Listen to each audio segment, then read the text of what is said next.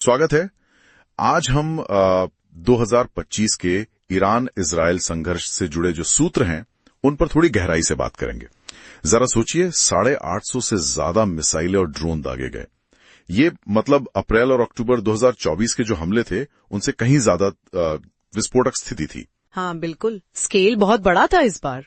तो आज हमारा मकसद है कि इन घटनाओं का पूरा सिलसिला समझें। मतलब शुरुआत कैसे हुई और अमेरिका की भूमिका क्या वो सीधी थी इस बार? हाँ, उस पर भी आएंगे। और फिर युद्ध विराम कैसे हुआ और सबसे जरूरी बात, इतने बड़े टकराव का जमीनी नतीजा क्या निकला। चलिए इसको थोड़ा खोलते हैं, समझने की कोशिश करते हैं। बिल्कुल, और ये समझना जरूरी है कि ये जो इतनी बड़ी जवाबी कार्रवाई हुई ईरान की तरफ से, उसकी जड़ें थीं इजराइल के उन हमलों में जो उन्होंने ईरान के परमाणु ठिकानों पर किए थे, जैसे नतांज, फोर्डो, इस्फहान। अच्छा। हाँ, और इन हमलों में ईरान के एक टॉप जनरल और कुछ अहम परमाणु वैज्ञानिक भी मारे गए थे।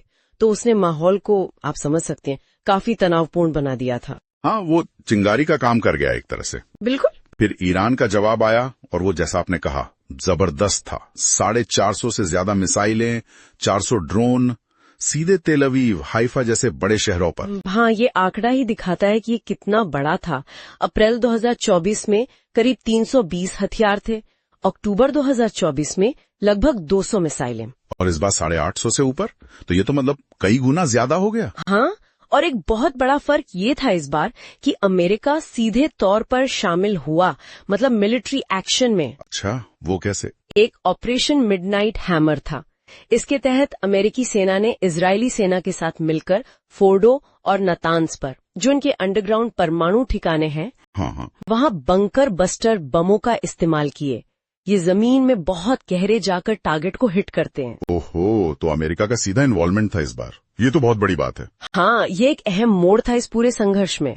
और जब ये सब चल रहा था तो जाहिर है आम लोगों पर इसका बहुत असर पड़ा होगा। मानवीय क्षति की बात करें तो हाँ, वो पहलू बहुत दुखद है।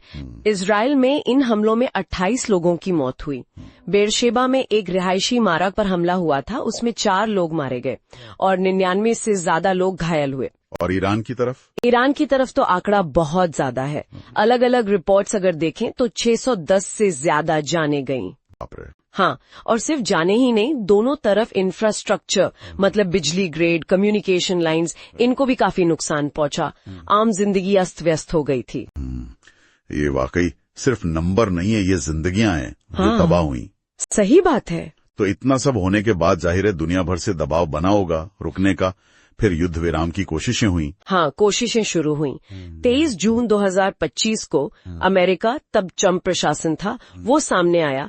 उन्होंने घोषणा की कि कतर की मध्यस्थता से एक युद्ध विराम समझौता हुआ है। अच्छा, कतर ने मध्यस्थता की? हाँ, और एक टाइम लिमिट तय की गई कि हमले बंद हों। पर क्या ये फौरन लागू हो गया? मतलब